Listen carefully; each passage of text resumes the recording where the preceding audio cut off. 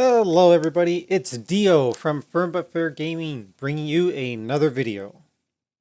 Enjoying all the videos and content we produce, don't forget to click on that subscribe button, click on that like button, and don't be afraid to share. Don't forget to click on the notification button, customize it however you want, but that way you're notified whenever we publish another video. Hello everyone, welcome to another Diablo 3 video here in Season 27. Today we're going to be taking a look at the Necromancer, and in particular we're going to be looking at the Bones of Rathma build. So this is kind of a pet build in the sense that you have a bunch of skeletons, but really it's utilizing the Army of the Dead. So for those unfamiliar with the set, your permanent minions reduce the cooldown of Army of the Dead by half a second each time they deal damage. Your skeleton warriors spawn faster, and your revived minions no longer expire. 4 pieces, your minions no longer take damage, and you gain 1% damage reduction for 15 seconds each time one of your minions deals damage to a max of 75 stacks. And then lastly, the 6 piece, each permanent active minion increases the damage of Army of the Dead by 1750% up to 31,500%. So just going to jump into a GR here and show you in action, and then we'll break down the build by items and skills and all that. So here we go. So we just jumped into a GR here just to show you what happens. So you're a little bit squishy off the start because you don't have any revived pets, and you also need your pets to get up to their presence there to give you that damage mitigation. So you're a little bit squishy when you first come in. The max number of revives minions that you can have is 10, so we're up to the max there, and then it's just you're all set up. And basically what we're trying to do is we just want to get a stun off from our armor or dislocation on our bone armor, and then use Land of the Dead to get the big damage output. We also should get our command skeletons off because that increases our damage by 400%. So by that we're just telling them what to attack. And so we want to get that combination going all at once.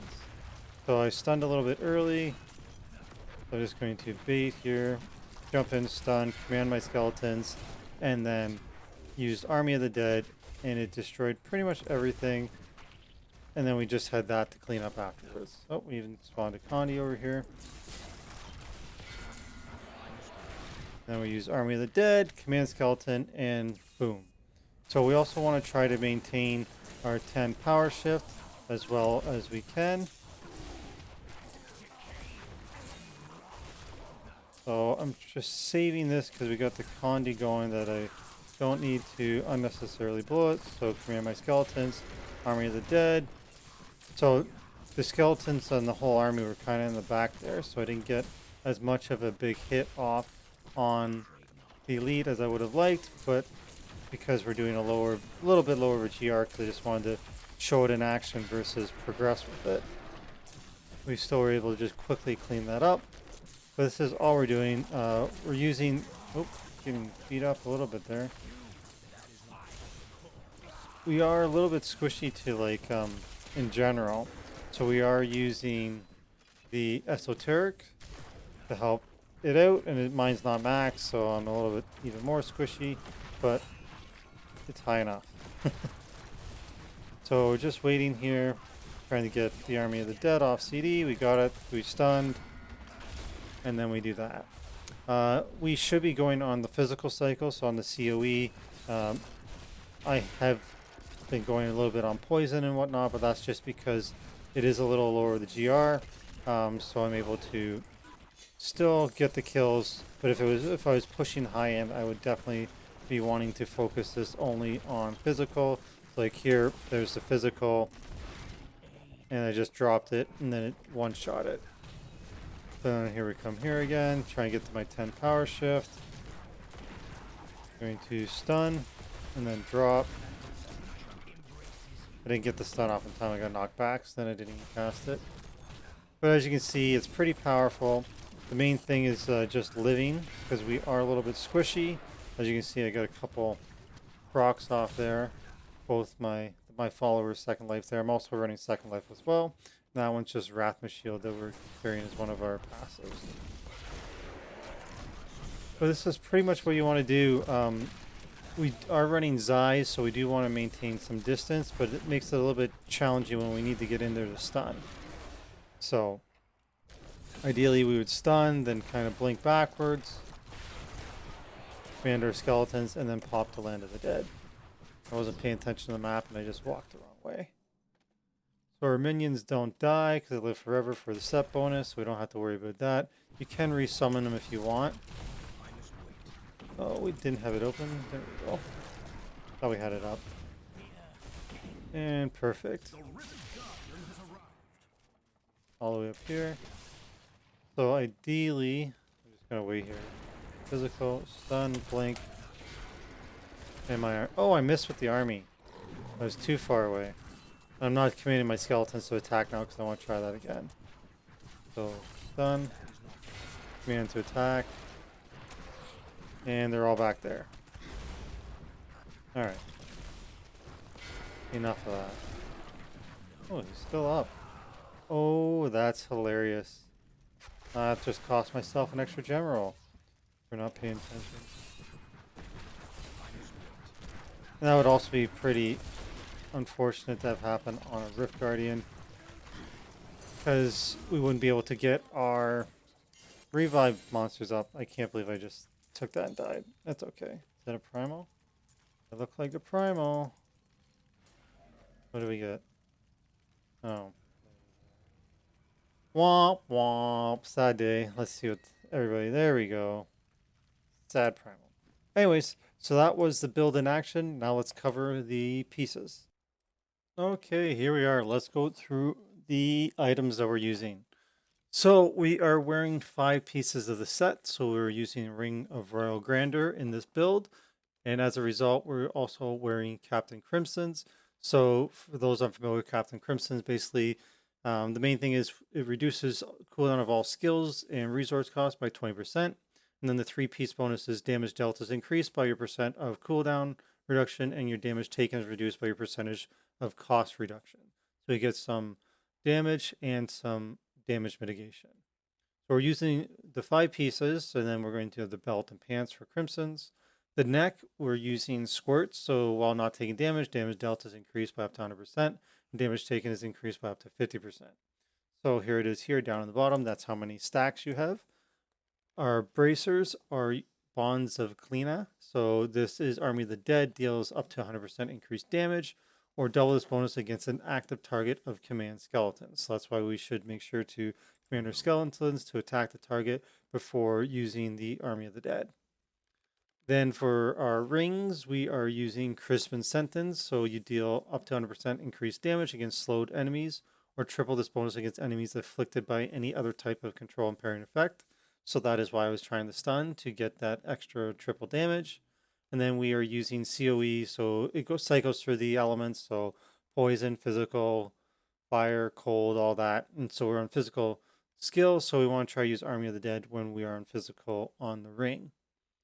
This is more important at the higher levels. On the lower levels, you're basically one-shotting everything. As you start to push in the higher, it is definitely important to go on the proper cycle. And then lastly, we are using the main hand, offhand combination here, the set here, Jetheth's Arms. So when the targeted command skeleton dies, your skeletons are automatically commanded to attack a nearby target. And while your skeletons are commanded to attack a target, you deal 400% increased damage. The legendary gems that we're using in this build, so esoterics. So the reason we're using this is because we're actually quite squishy. So this is going to give us the survivability we need in order to push higher into the keys. So we're going to gain a X% non-physical damage reduction. And then at rank 25, if the bonus is well below 50% of life, your resistances to cold, fire, and lightning, poison, all that stuff are increased by 75%. So this is just going to make us tankier while we run around, survive until Army of the Dead is back off cooldown. Another gem that we're using is the Zai's Stone of Vengeance. So damage you deal is increased by X% for every 10 yards between you and the enemy, to a max of, at 50 yards, I guess just times by 5, give or take. I think that sounds about right. So then obviously, so for example, my is rank 81. I have 10.5% at 10 yards, and then 52% at 50 yards. And then at rank 25, we have a 20% chance on hit to stun the enemy for 1 second. The last one that we're using, of course, is Bane of the Trapped. It's in pretty much every build. And so Bane of the Trapped is it increases damage against enemies under the effects of control and parrying effects. So this is certain increased damage, certain percentage. Then at rank 25, it gains an aura that reduces the movement speed of enemies within 15 yards by 30%, thus giving the effect that's going to proc the bonus damage that you get. In the cube for our weapon, we are using the funerary pick. So siphon blood drains from 2 additional targets, and each target takes 300% increased damage from you. If there's only 1 target, then it gains double the increased damage. And the bonus from siphon blood power shift is now 20% per stack and benefits all skills. For our armor, we're using Fate's Vows. This is a helmet. Army of the Dead deals an additional 250% damage and gains the effect of the unconventional warfare rune. And then lastly, as mentioned, we are using Ring of the Royal Grandeur, which reduces the number of set items needed for the bonuses by 1.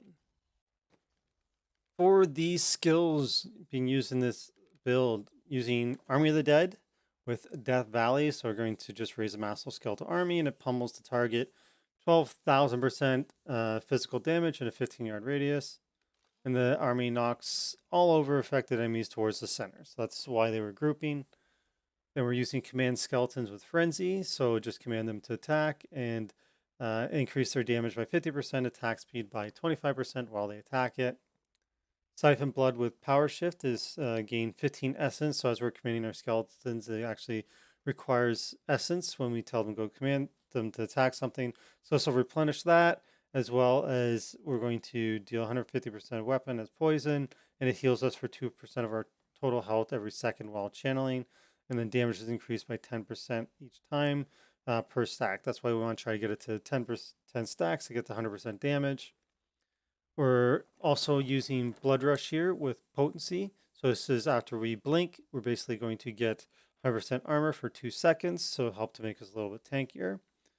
We're using Bone Armor with Dislocation, so it's just going to rip bones off the enemies, dealing a little bit of damage and giving us some survivability, and then enemies we hit with it are also stunned for 2 seconds.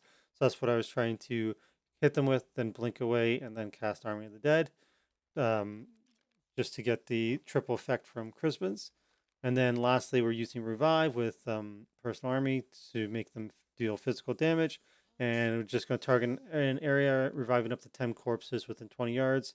And then damage taken is reduced 1% by each active minion. For passes, we're using Rigor Mortis, so poison abilities also slow enemies by 30% and reduce their attack speed, which is on our Siphon Blood. Grisly Tribute, we're healed 10% of our life on hit when one of your minions hits an enemy. We're using Final Service, so second life. Anytime we take lethal damage, we are healed and don't die. That can't happen more than once a minute. And then we also have Rathma Shield, so we cannot lose life for 4 seconds after using Land of the Dead, and this can't occur more than once every 60 seconds.